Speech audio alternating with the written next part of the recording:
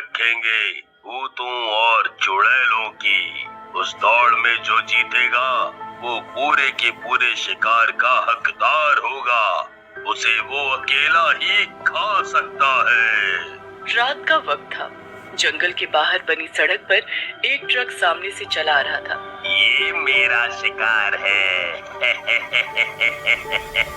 इससे पहले हमें इसे पकड़ना होगा। भूत जानबूझकर ट्रक के सामने आ जाता है और मरने का नाटक करता है। मक्खी सिंह तुरंत ट्रक को रोक देता है। ओए, कौन है भाई? ठीक तो है ना तू? कोई जवाब ही नहीं दिया। उतर कर देखता हूँ। जैसे ही मक्खी सिंह ट्रक के नीचे उतर कर देखता है तो पीछे से तुरंत चुड़ैल उसे आकर पकड़ लेती है। फंस गया मेरा शिकार फंस गया। अभी इसे अपना शिकार मत समझो, क्योंकि अभी दौड़ होना बाकी है।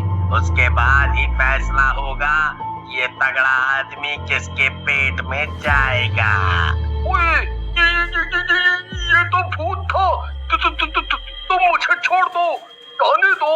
मैंने तुम्हारा क्या बिगाड़ा है जो मुझे पकड़ लिया?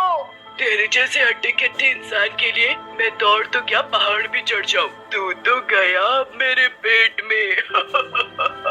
वो उसे अपने मुखिया के पास ले जाते हैं। फिर दौड़ शुरू होती है चुड़ैल और भूतों की। मुखिया के इशारे पर सभी भागने लगते हैं। सभी को जंगल के 3 चक्कर लगाने थे। जंगल के 3 चक्कर पूरे होते ही चुड़ैल जीत जाती है। ये मैं जीत गई, अब ये शिकार मेरा हुआ। आज कितने अरसे बाद मैं पेट भरकर खाना खाऊंगी। ये शिकार तुम्हारा ही है। इसे तुम जैसे मर्जी खाओ, काट के खाओ या नोच कर खाओ, तुम्हारी मर्जी। अरे ये क्या हो रहा है? ये मैं भूतों की दुनिया में कहाँ आकर फंस गया? अरे कोई है जो मुझे बचा सके? चुड़ैल तभी मक्खी का सिर उसके धड़ से अलग कर देती है और उसे अपने दोनों हाथों से घसीटती हुई नदी पर ले जाती है। वहाँ बैठकर वो उसे बड़े आराम से खाती है। फिर एक दिन 2 चोर विक्की और बिट्टू किसी के घर में चोरी करके भाग रहे थे। भागते भागते दोनों चुड़ैलों के इलाके में घुस जाते हैं। वहाँ घुसते ही सभी चुड़ैलों को इंसान के नजदीक होने की गंध आ जाती है। ये गंध तो किसी इंसान की है और ये गंध यही कहीं आसपास से ही आ रही है। इसका मतलब यहाँ हमारे इलाके में इंसान है। वो यहाँ घुस तो आया है पर यहाँ से बाहर नहीं जा सकता। फिर खड़ी क्यों हो सब? चलो मिलकर ढूंढे उन्हें। बाकी तो सब दौड़ के बाद ही पता चलेगा कि वो इंसान किसका भोजन बनेंगे। सभी चुड़ैलें हंसती हुई उन इंसानों को ढूंढने लगती हैं जिनकी उन्हें गंध आ रही थी। वहाँ दोनों चोर थक कर एक पेड़ के नीचे बैठ जाते हैं। भागते भागते तो सांस ही फूल गई और बहुत थक भी गए हैं आज तो। और बहुत खुशी भी है क्योंकि आज बहुत माल हाथ लगा है। पर ये मत भूल जाना कि इसमें हम दोनों का बराबर बराबर का हिस्सा है। आधा तेरा और आधा मेरा। हाँ याद है। अभी रात बहुत हो चुकी है। सुबह होते ही हम दोनों इस लूटे हुए माल का आधा आधा बंटवारा कर लेंगे। तभी चुड़ैल पीछे से बोल पड़ती है, बंटवारा तो हम भी करेंगे, वो भी तुम्हारा आधा आधा। आज तो बहुत ही खुशी की बात है। आज एक नहीं 2 शिकार जो हाथ लगे हैं। ये हम कहाँ आकर फंस गए? यहाँ तो चारों तरफ चुड़ैल ही चुड़ैल है। इन्हें देखकर तो मुझे चक्कर सा आ रहा है। इतना बोलते ही विक्की बेहोश होकर नीचे गिर जाता है। विक्की उठो उठो, क्या हुआ तुम्हें? उठो जल्दी यहाँ से और भागो, नहीं तो ये चुड़ैल हमें मार देंगी। यार तो उठता क्यों नहीं? क्या हुआ तुझे? हमें देखकर शायद बेहोश हो गया है। तुम फिक्र मत करो क्योंकि हमें इससे कोई दिक्कत नहीं है। हम इंसानों को जैसे मर्जी खा सकती है और तुम लोगों पर तो मैं मिर्च मसाला लगाकर खाऊंगी। सपने से बाहर आओ क्योंकि हम भी यहाँ खड़ी हैं। इन दोनों को मुखिया के पास ले चलो, उसके बाद ही पता चलेगा ये किसका भोजन बनेंगे। ये तुम सब क्या बोल रही हो? मेरी तो कुछ समझ में नहीं आ रहा। विक्की उठो जल्दी। हे भगवान, हम किस मुसीबत में फंस गए, बचा ले हमें। सभी चुड़ैलें मिलकर उन दोनों के हाथ पैर पकड़कर मुखिया के पास ले जाती हैं। हमेशा की तरह मुखिया दौड़ आयोजित करता है। यहाँ दौड़ शुरू हुई, वहाँ विकी होश में आ जाता है। उसके होश में आते ही बिट्टू उसे सब बता देता है जो उसके पीछे हुआ।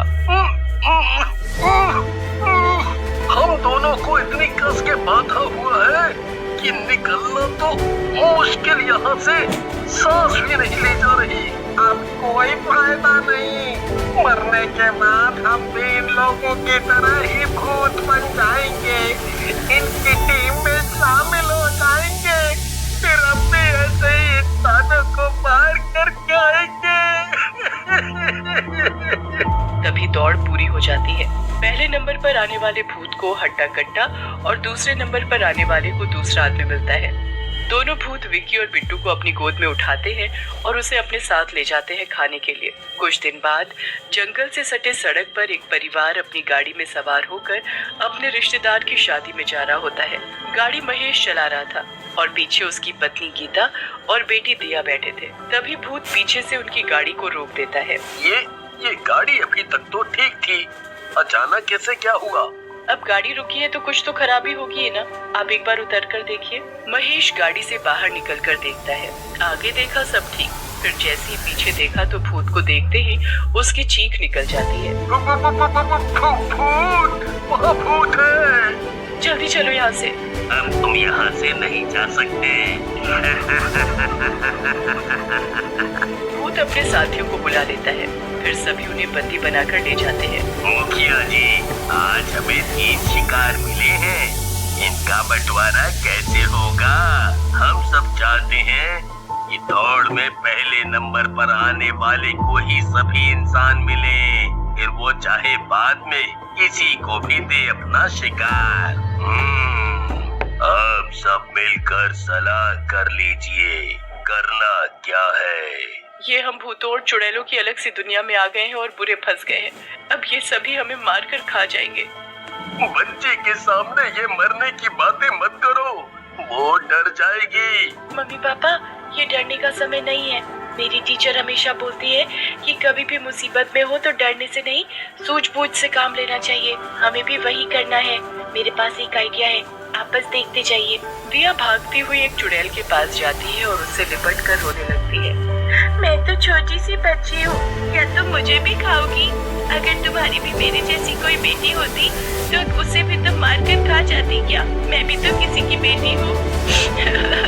दिया को देख चुड़ैल की आंखें भर आती है। तुमने सही कहा, तुम्हारी जैसी मेरी भी एक बेटी थी।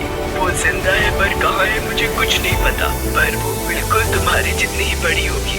बेटी एक बात बोलूं, जो हमारे मुखिया है और वो जिस संदूक पर बैठते हैं उसके अंदर हम सभी चुड़ैलों और भूतों की आत्माएं बंद हैं। तुम चुपचाप जाकर उस संदूक को खोल दो। उसके खुलते ही हम सभी को मुक्ति मिल जाएगी और हम सभी गायब हो जाएंगे। दिया बिल्कुल वैसा ही करती है। सभी आपस में बातें करने में व्यस्त होते हैं। वहाँ दिया चुपचाप संदूक खोल देती है। उसके खुलते ही सभी भूत और चुड़ैल गायब हो जाते हैं।